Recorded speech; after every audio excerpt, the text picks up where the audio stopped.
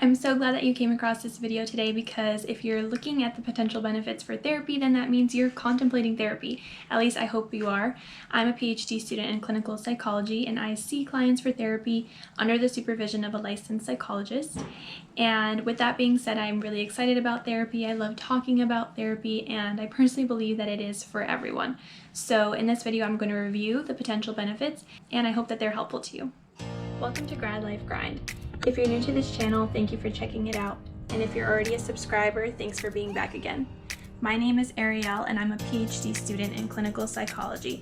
And in this channel, I bring you information about the mental health field and talk about my journey as a PhD student. One possible benefit to therapy is learning new ways to cope with stress. And that doesn't mean that you don't know how to cope or that you aren't doing well on your own.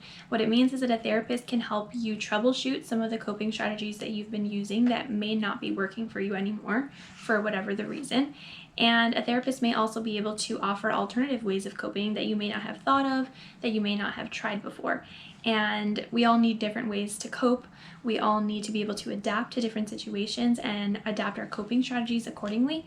And I think especially during a time like this, when we're in a global pandemic, we may need to rework the ways that we cope, because things aren't always going to work the way that they used to. As we live through different life experiences, we need to change, and we need to make changes in our environment, in our inner thoughts, in our behaviors, and a therapist can help you do that. Another potential benefit of psychotherapy is increasing self-awareness, and this is one of my favorites because I feel like when you know yourself, you can know so much more about other people and about how to relate in the world. You can increase empathy for others when you increase your kind of self-compassion and empathy for yourself. So learning through therapy about yourself, learning how to identify some of the patterns in your thoughts, patterns in your behaviors, learning why you may be the way that you are, learning about the different influences in your childhood or in your life that have contributed to how you think and how you behave is really a cool benefit to therapy. So a therapist is there really to co-create with you a space for healing, a space to learn about yourself in a accepting and discovery and a self-discovery type of way. So your therapist may be able to point out patterns that you may not have noticed before, or point out inconsistencies. For example, if you said this, but then a few sessions later you said that, they can kind of point those things out to you in a non-judgmental and in a loving way, so that you can learn more about yourself. And I really believe that when you learn more about yourself, it has an influence on everything that you do, and you can start to create changes for the better that you may want to do. The better you know yourself, the better able you are to implement the changes in your life that you want to implement. Another potential benefit or outcome of therapy is that you may be able to improve your relationships with others. And like I said about the last benefit, in therapy you learn about yourself. And the more you know yourself, the more you can show up in your relationships in a positive way.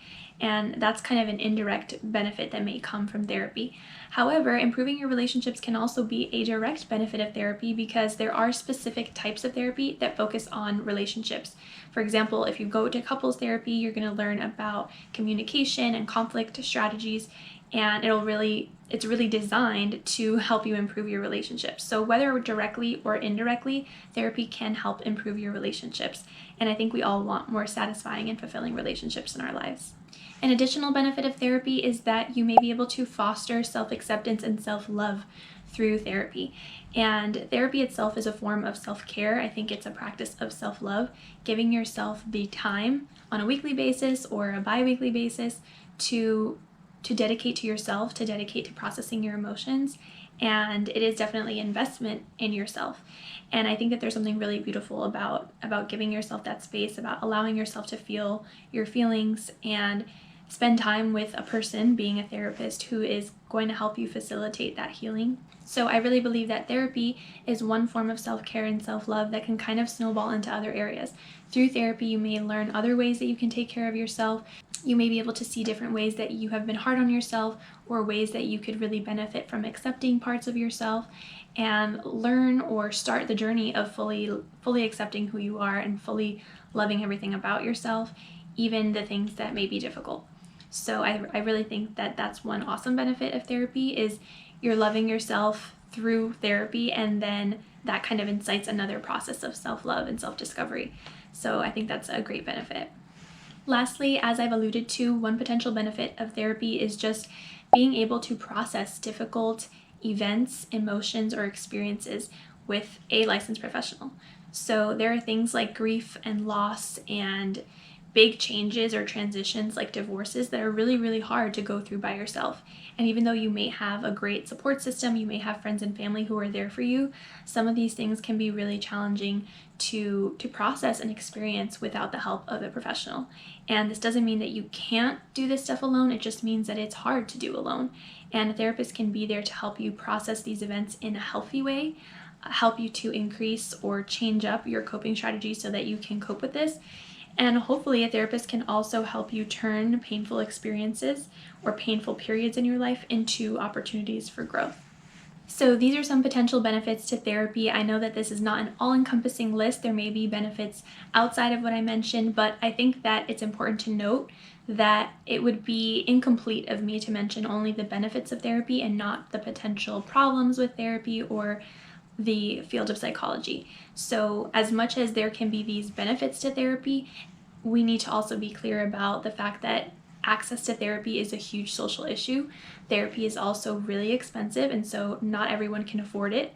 And I also want to be clear, even though I'm part of the field of psychology, even though I'm getting a PhD in clinical psychology, I need to be able to acknowledge with a critical lens the field and the system that I'm part of.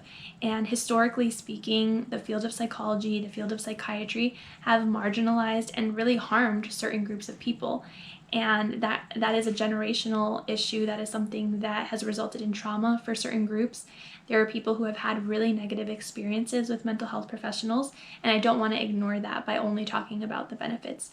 So as much as I love the idea of therapy and I love that people can heal or people can learn about themselves and experience these benefits that I mentioned, I also want to make sure that I'm providing the full picture. Therapy may not be for everyone, even though I would like it to be. And therapy is definitely not accessible to everyone as much as I believe that it should be.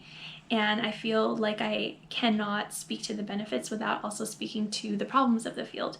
And there are many problems of the field.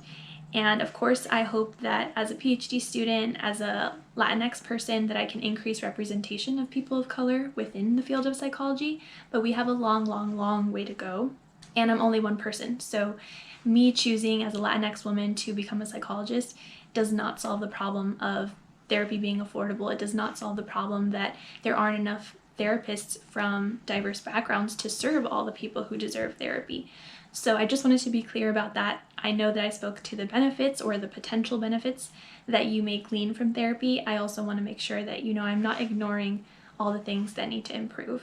So I really hope that this video was helpful for you, and I hope that you will comment about one of these benefits, something that surprised you, something that impacted you, something that you have experienced through therapy. I hope that if you have been in therapy, you've experienced one of these benefits.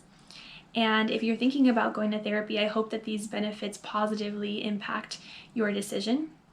In the description for this video, I will be linking to some resources to help you find a therapist if that's something that you are interested in. And I will also link to a previous video I did about how to find a good therapist. So thank you for watching this video. Again, my name is Ariel. My goal is to inform you, to inspire you, to spark an interest in you, and hopefully also entertain you. I hope that you'll connect with me on Instagram at GradLifeGrind, and I hope that you'll subscribe to my channel and check out my next video.